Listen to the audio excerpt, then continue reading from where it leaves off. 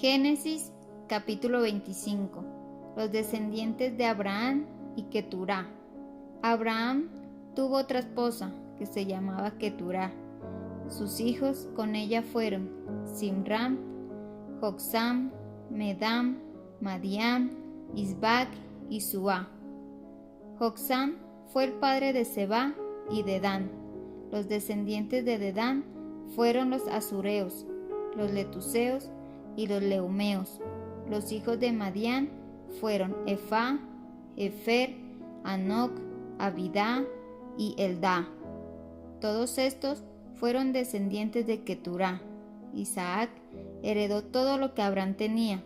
A los hijos de sus otras mujeres, Abraham solamente les hizo regalos, y cuando todavía vivía, los separó de su hijo Isaac, enviándolos a la región del oriente. Muerte y sepultura de Abraham. Abraham vivió 175 años en total, y murió de muerte natural, cuando ya era muy anciano, y fue a reunirse con sus antepasados. Sus hijos Isaac e Ismael lo sepultaron en la cueva de Malpela, que está al oriente de Manré, en el terreno de Efrón, el hijo de Zohar el hitita. Este terreno era el que Abraham había comprado a los hititas. Allí fue sepultado Abraham junto a su esposa Sara. Después de que Abraham murió, Dios bendijo a Isaac, que se había quedado a vivir junto al pozo, el que vive y me ve. Los descendientes de Ismael.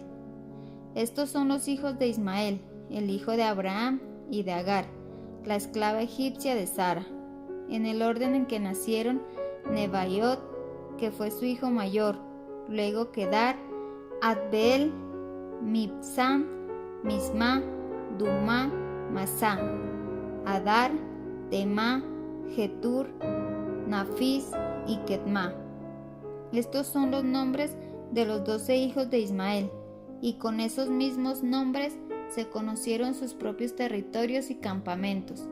Cada uno era jefe de su propia gente. Ismael tenía 137 años cuando murió, y fue a reunirse con sus antepasados. Sus descendientes se establecieron en la región que está entre Havilá y Sur, frente a Egipto, en la ruta hacia Asiria.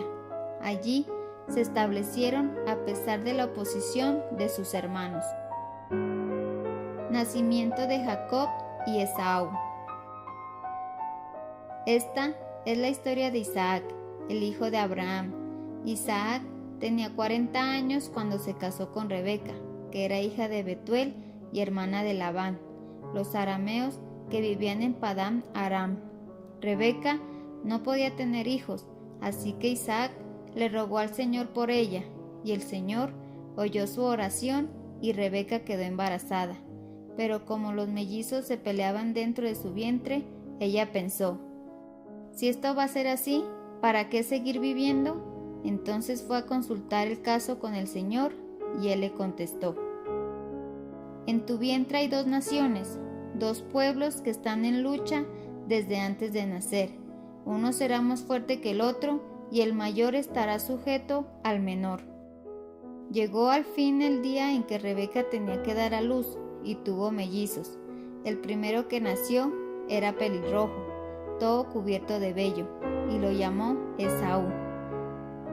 Luego nació su hermano, agarrado al talón de Esaú con una mano, y por eso lo llamó Jacob.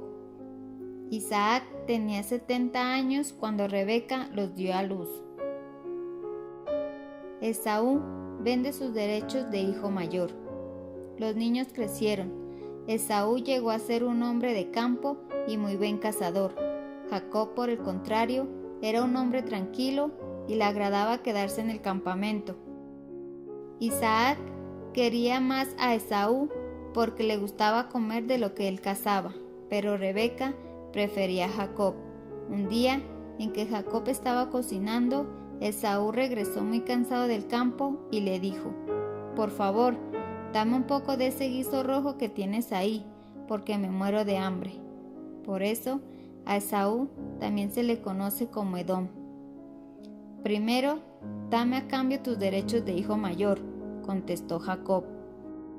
Entonces Esaú dijo: como puedes ver, me estoy muriendo de hambre, de manera que los derechos de hijo mayor no me sirven de nada.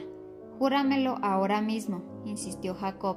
Esaú se lo juró, y así le cedió a Jacob sus derechos de hijo mayor. Entonces Jacob le dio a Esaú pan y guiso de lentejas. Cuando Esaú terminó de comer y beber, se levantó y se fue, sin dar ninguna importancia a sus derechos de hijo mayor.